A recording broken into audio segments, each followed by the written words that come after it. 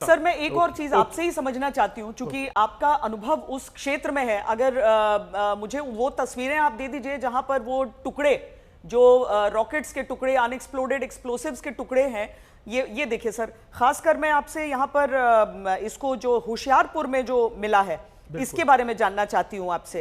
ये मुमकिन है ये PL-15 चाइनीज PL-15E जो है, हाँ। ये मुझे लगता है ये मिसाइल जो है, अगर ये सटीक बैठता तो क्या तो ये सटीक बैठता तो या तो ये कल, मैं अलार्म नहीं करना चाहता, हाँ। या तो कल जो हमारा स्टेडियम था जिसमें हमारे लोग थे, हाँ। या तो ये उस स्टेडियम पे पहुंचता, हाँ। बिकॉज लाइन ऑफ डायरेक्शन अगर आप देखें, या तो ये उस स्टेडियम पे पहुंचता या ये फिर डायरेक्टली जो है इस कॉरिडोर के थ्रू चंडीगढ़ की जो एयरफील्ड है, चंडीगढ़ का जो इलाका है, चंडीगढ़ में पहुंचता ये, और होशियारपुर में जाके इंटरसेप्ट हुआ है, उसके एयर स्पेस में जाके इंटरसेप्ट हुआ है। इसका मतलब जो हमारा बॉर्डर एरियाज का 30-40 किलोमीटर का जो एरिया है उसमें ये इंटरसेप्ट होने के बाद में ये मलबा गिरा है। और क्या ये फाइटर जेट्स जैसे J-20, J-35 इस तरह की चीजों से? J-17 से मेरे ख्याल में, J-10 या J-10 अभी तक उन्होंने यूज नहीं किया है, मेरी मानना ये है। J-17 से ये उन्होंने फायर किया होगा, तो ये J-17 से फायर किया था। इसका स्टैंड ऑफ डिस्टेंस जो है एयर टू ग्राउंड,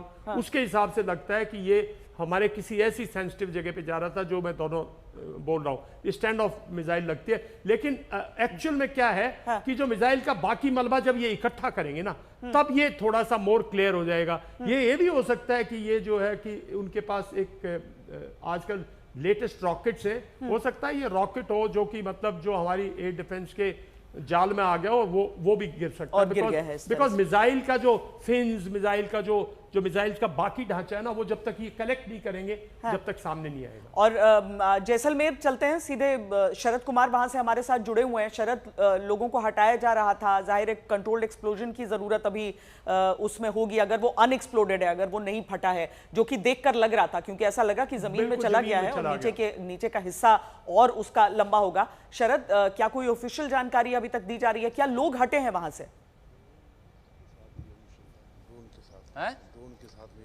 अच्छा, ये बताया जा रहा है, देखिए जो जानकारी मिली है सूत्रों के अनुसार हमारे, वो ड्रोन के साथ ही आया हुआ था एक्सप्लोसिव, और ये गिरा हुआ है जो फटा नहीं है, जैसा कि पहले देखकर एक अनुमान लगाया गया है। इस तरह से जो ड्रोन को मारकर गिराया गया है, यहाँ से जैसलमेर सीमा से लेकर और भारत पाकिस्तान सीमा से लेकर जैसलमेर एयरबेस पर, ये जो एयरबेस है आपको मैं दिखाना चाहूँगा, ये किशन घाट है। जो हम लोग कल, आप श्वेता बार बार जो कह रही थी कि पाकिस्तान की एक कायराना हरकत है कि आबादी इलाके में वो ड्रोन से हमला कर रहा है, तो ये आबादी इलाका है किशन घाट, जहाँ पर हर शाम मेला लगता है छोटे मोटे चीज़ों का, गरीब लोगों का। और यहाँ से 1 किलोमीटर दूर जो है एयरफोर्स स्टेशन है, वहाँ पर ये आकर गिरा है। उसके बाद जैसे ही सूचना मिली है, ये आर्मी के जवान आप देख सकते हैं किस तरह से यहाँ पर तैनात हैं, चारों तरफ से इसकी घेराबंदी कर लिए हैं और यहाँ पर इंतजार किया जा रहा है बम स्क्वाड का। लेकिन हमने जो तस्वीरें भेजकर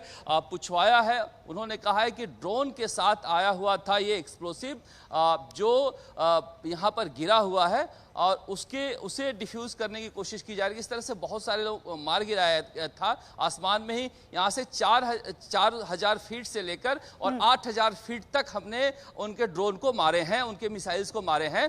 उसी में से हो सकता है कि कुछ पार्ट्स हैं वो गिर गए हों इस रियासी इलाके में, उसी का एक हिस्सा हो सकता है, जिसे बम स्क्वाड आएगी, उसके बाद इसे जांचा परखा जाएगा। मगर कुल मिलाकर वही बात है कि जिस तरह से हम लोग कह रहे थे कि आबादी। शरद, पूरी हम एक बार जनरल दयाल से भी समझ लेते हैं। सर, पॉसिबल है ये ड्रोन का पेलोड हो सकता है? देखिए, ड्रोन का पेलोड मैं इसलिए नहीं मान रहा हूं क्योंकि उसका जो साइज है, इसके मतलब 70-80 किलोमीटर हो सकता है ये भी फायर किया गया हो, ड्रोन्स भी आ रहे हो। ड्रोन्स का मुझे लगता है मल्टीपल अटैक हो ही रहा है। यस, बिल्कुल, मुझे लगता है ड्रोन्स का जो ड्रोन्स की शेप में जो अगर एयरक्राफ्ट के पॉइंट ऑफ व्यू से देखें, जैसे फ्यूजलाज होता है ना, उसके साथ ये जो है अनएक्सप्लोडेड एम्यूनिशन ना, वो उससे अलग नहीं हुआ और डिस्ट्रॉय कर दिया ड्रोन, तो पूरा का पूरा फ्यूजलाज के साथ, उस बॉडी के साथ मेरे ख्याल में हो सकता है। वरना मेरा अभी भी ये मानना है कि ये कहीं ना कहीं अनएक्सप्लोडेड जो है रॉकेट है जो कि वहां से फायर हुआ होगा, बिकॉज उसका जो बॉडी शेप है, जिस तरह से वो मिट्टी के अंदर गया हुआ है, जिस तरह से उसका कोई एक्सप्लोजन नहीं हुआ, अगर पेलोड होता ना, अगर ड्रोन का भी पेलोड होता तो उसका जो डेटोनेटर है वो काफी डेलिकेट है और वो फटता जरूर। तो वो मेरे ख्याल में वहां पे एक और बात मैं कह रहा हूं, हमारे जो सैनिक हैं वहां पे जिस तरह से वो लग रहे हैं, उनको एक चीज है कि बड़े प्रोफेशनल है ना, उनको ये है कि अब इससे कोई खतरा नहीं है ज्यादा, वरना ऐसे नहीं जाते हैं। वो बहुत केयरफुली प्रोटेक्शन के साथ और फिर छोटी टीम जाती है, फिर वो उसको दूर से वो करती है। तो ये सारी चीजें जो है ये बिल्कुल बेकार हो चुकी हैं, तो they are now visualising it closely. ये PL-50 लग रहा है ऐसा फिलहाल, फोल्डिंग पिन्स वाले होते हैं जी, फोल्डिंग पिन्स होता है, फाइटर से भी फायर हो सकता है, वो चीजें अभी आगे देखी जाएंगी। बठिंडा में भी हम दिखा रहे हैं, वहां पर हालांकि एक्सप्लोडेड टुकड़े, मुझे लगता है क्योंकि आसमान में ही उसे खत्म कर दिया गया है, तो उसके परखच्चे जमीन पर गिरे हैं। एक चीज बहुत स्पष्ट है कि देखिए जो हमारा एयर डिफेंस सिस्टम है, जब हम पीस में भी होते हैं ना श्वेता, हमारे लोगों को भी मालूम होना चाहिए कि पीस में भी हमारा एयर डिफेंस सिस्टम काम करता है कि किसी भी टाइम पे भारत को सरप्राइज नहीं किया जाए। लेकिन जब जैसे जैसे हालात वो होता है, हमारा जो गैप्स हैं वो भरने लग जाते हैं। बॉर्डर से ही हमारे पास इस तरह के सिस्टम्स हैं जो शोल्डर फायर्ड हैं, जिनको आदमी शोल्डर से फायर करता है। उसके बाद हमारे पास गन्स हैं, हमारा हिंदुस्तान का गन्स और मिसाइल का मिक्स सिस्टम है। और इसी तरह से जैसे पहले शुरू में जो लैंड फोर्सेज है, जो हमारी आर्मी है, जिसको हम सेना भारतीय जो पैदल जो है, इनके जो इनके वो है सिस्टम, जैसे शिल्का है, जैसे ZU-23 है, जैसे ये सिस्टम डिप्लॉय होते हैं ग्राउंड टू, हमारे ग्राउंड टू एयर है सारे। उसके बाद एयरफोर्स के सिस्टम्स आते हैं, जैसे पिचौरा है, जैसे आकाश है, जैसे उसके बाद अपना S-400 है। तो ये स्ट्रैटेजिक सिस्टम्स है हमारे। हम हर चीज पर अपने स्ट्रैटेजिक सिस्टम्स को ओपन नहीं करते।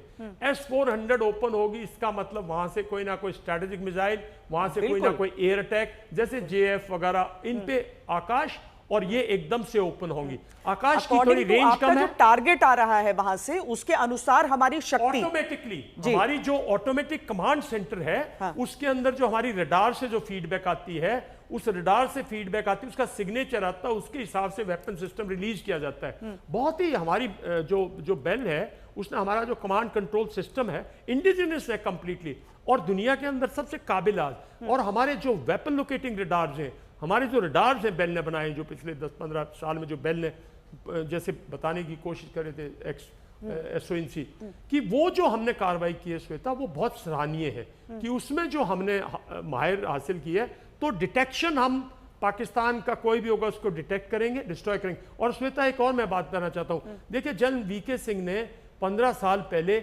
सबसे कमजोर कड़ी देश की क्या बताई थी? Air defence system. उन्होंने कहा था कि हमारे पास पत्थर भी नहीं है कबूतर को मारने के लिए। 15 साल में भारत ने अपनी आकाश, ये मतलब ये आकाश उस टाइम पे चल रही थी, बिकॉज मैं वेपन्स और उसको बहुत अच्छी तरह समझता हूँ, रशिया में रहा हूँ, 3.5 साल उनकी डिफेंस इंडस्ट्री को देखा है। तो हमने आकाश और ये मॉडर्नाइज की पिचौरा जो पहले से थी, L-70 गन्स को मॉडर्नाइज किया, अपनी जो अपनी जूज है 23 mm उसको मॉडर्नाइज किया। हमने काफी इंडिजिनियस एफर्ट से आज एक ऐसा एयर डिफेंस सिस्टम कर दिया है जिसमें अभी भी हम मुहिम जारी है कि फुल प्रूफ चाइना और पाकिस्तान को एक साथ जवाब दे सके। लेकिन आज हमारा इतना है कि हमें डरने की आवश्यकता नहीं है, और पर ये डिफेंसिव है। ये साफ हो गया है कल अभी, बिल्कुल ये साफ हो गया। डिफेंसिव कैपेबिलिटी आपने देख लिया है, जो ऑफेंस है वो पाकिस्तान देखेगा।